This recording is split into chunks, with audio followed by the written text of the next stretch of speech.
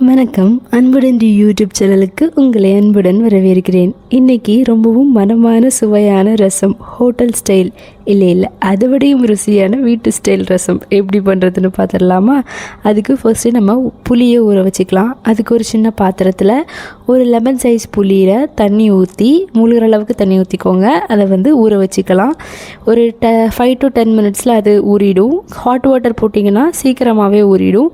அதை ஊற விட்டுட்டு நம்ம மசாலா தயாரிக்க ரெடி பண்ணிடலாம். அதுக்கு ஒரு சின்ன பாத்திரம் எடுத்துகிட்டு அதில் 3 to 4 ஸ்பூன் அளவுக்கு கொரியாண்டர் சீட்ஸ், அதாவது தனியா விதைகள் எடுத்துக்கலாம்.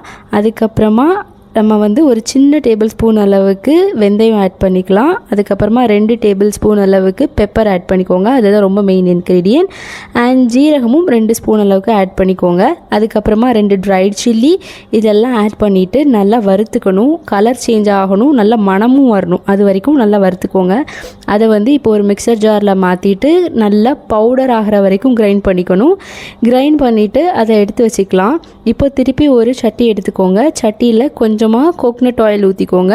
கோகனட் ஆயில் ஊற்றினதும் அது கொஞ்சம் ஹீட் ஆனதுக்கப்புறமா நம்ம மற்ற இன்க்ரீடியன்ஸ்லாம் ஆட் பண்ணலாம். ஃபர்ஸ்ட்டு கடுகு பொரிஞ்சு வந்ததும் நம்ம உளுந்து ஆட் பண்ணிக்கிறோம். உளுந்து கலர் சேஞ்ச் ஆனதும் 4-5 பல்லு பூண்டு அதை தட்டி ஆட் பண்ணிக்கோங்க. அப்போ தான் மணமாக இருக்கும்.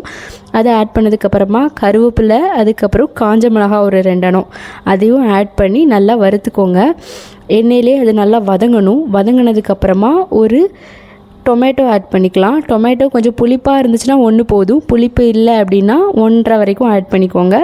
ஆட் பண்ணிவிட்டு நம்ம வறுத்து வச்சுருப்போம்ல, வறுத்து பவுட்ரு பண்ணி வச்சுருக்க அந்த மசாலாவையும் உள்ளே ஆட் பண்ணிவிட்டு லைட்டாக வறுத்துட்டு புளி கரைசலையும் உள்ளே சேர்த்துக்கலாம். புளி கரைசலை சேர்த்துட்டு கொஞ்சம் தண்ணி ஊற்றி கொஞ்சம் நேரம் கொதிக்க விடுங்க. ஒரு 2 to 3 மினிட்ஸில் நல்லா கொதிச்சிரும். கொதிச்சதுக்கப்புறமா லாஸ்ட்டாக கொத்தமல்லி இலையை நல்லா கழுவி உள்ளே ஆட் பண்ணிக்கோங்க. ஸ்டவ்வை உடனே ஆஃப் பண்ணிக்கோங்க. ஏன்னா கொத்தமல்லி இலை போட்டதுக்கப்புறமா கொதிக்க விடக்கூடாது. ஆஃப் பண்ணி பார்த்தீங்கன்னா மணமான ரசம் ரெடி ஆயிரும். ரொம்ப ரொம்ப டேஸ்ட்டாக இருக்கும் சாதத்து கூட. ஒரு வாட்டி ட்ரை பண்ணிவிட்டு எப்படி இருந்துச்சுன்னு கமெண்ட்டில் சொல்லுங்கள். அப்படியே உங்கள் அன்புடன் டி யூடியூப் சேனலை சப்ஸ்கிரைப் பண்ணிக்கோங்க. மறக்காமல் பெல் பட்டனை கிளிக் பண்ணிக்கோங்க. தேங்க்ஸ் ஃபார் வாட்சிங்.